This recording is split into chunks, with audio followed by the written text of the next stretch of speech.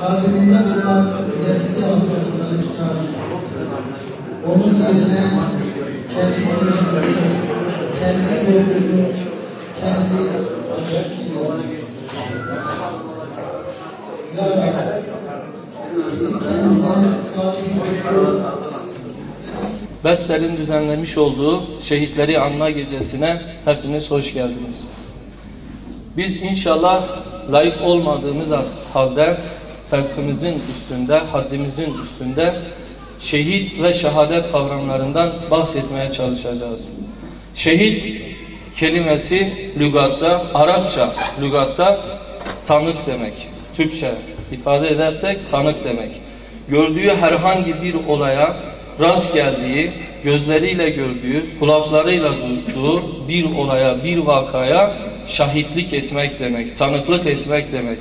İslami anlamda şehit canını sadece ve sadece Allah rızası için, ilahi kelimetullah için, Kur'an yüce olsun diye, Kur'an üstün olsun diye canını Allah'a veren kişi demektir. Şehadet ise şehidin mastarıdır. Yani o eylemin, kanını dökmenin, Allah için canını verme eyleminin mastar halidir. Şehidin ruhunun yüce Allah'ın huzurunda olmasından dolayı canını Allah için veren kişiye şehit denmiştir, denmektedir. Estaizu billah.